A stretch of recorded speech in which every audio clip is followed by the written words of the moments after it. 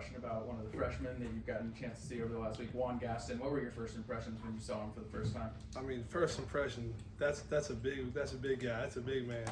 Probably one of the biggest I've seen coming to Georgia. But he's a hard worker. Always got a smile on his face, and he's coachable. That's all you can ask for.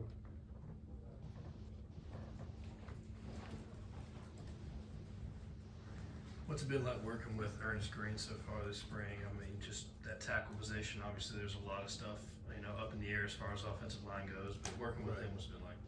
I mean, we got really close over this last year, and really it's a great relationship. We're always coaching each other how we can get better. We're not really patting, even though there's competition there. I think we both know that we want to both get better, and we're really we're competing. Yeah, Monroe, what areas of your game are you looking to grow and develop this spring?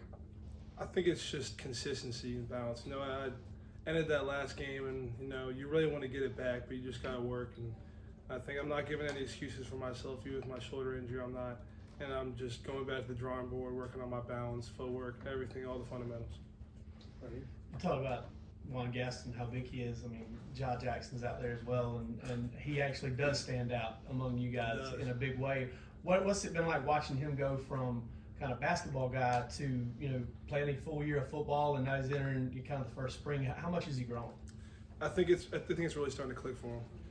When you go from playing basketball, which isn't necessarily a contact sport, it takes a while to get adjusted to that football mentality. But now I think he's really starting to put things together and really break his stride.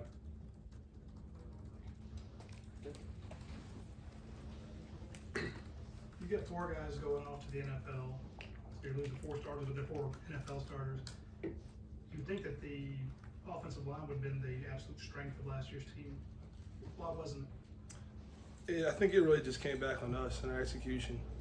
I think that sometimes we were, more worried about not failing than succeeding. And and I think we thought we were more just senior heavy, so I think we thought we were there. But I really think that we should have focused more on our fundamentals. Yeah, Monroe, you mentioned wanting that Sugar Bowl game back. I talked to you after the game. You're frustrated with how it went. How has the feeling of that game propelled you, propelled all these offensive linemen over the past couple months in spring practice? I think that we have a really young team now, and I think that everyone's more hungry because most people on this team haven't won a national championship, including myself. And I think that drive and that sour taste left in our mouth will bring us into the next season starting strong. Talk about how sometimes maybe those seniors were more thinking like they were already there. Is there a hunger that you're seeing from this young group? And I mean, what's kind of the vibe looking like as far as, we need to fix some of those mistakes that we had last year, talking about the way you guys are looking at things? Yeah, I mean, I think it's just the hunger, and that's one of the new things we're really putting in our program is the fire. What do you have in yourself that you want to really apply? What's your fire? What gets you going? Who loves the game? And I think that's what we're really applying to ourselves this year. What are you able to do this spring after your injury? And so when you talk about balance and footwork, how are you working to improve that? I recently just got cleared to start really moving around, so it's just footwork, and I think I've really stepped into a coaching role this spring because I'm not really allowed to have any contact, but a lot of these freshmen need to get developed, and we have a couple of coaches, but it's a lot better for these players to hear from the player's standpoint rather than the coaches sometimes. Speaking of coaches, I know you guys try to block out all the noise. That's almost impossible to do with how we do this now. You had some coaches come under fire, Coach Bobo, Coach Searles and stuff. Do you guys hear any of that, and how do you respond to it? It's a lot of it just comes down on ourselves because you can blame the coaches all you want, but at the end of the day, if the players don't succeed, you gotta look in the mirror.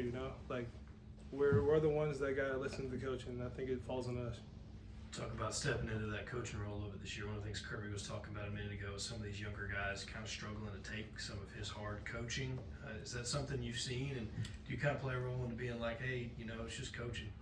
Yeah, I think it's just different, especially in this NIL era. I think a lot of people want to be handed things, and I think nowadays it's hard. You need to find that fire, people that still love the game and I tell them, I was a freshman too. I came in here and I got worked a couple times, like it happens, but it's just how you respond to the, adversity that you get here at Georgia. I have maybe one more question. We good? All right, thank you. Awesome.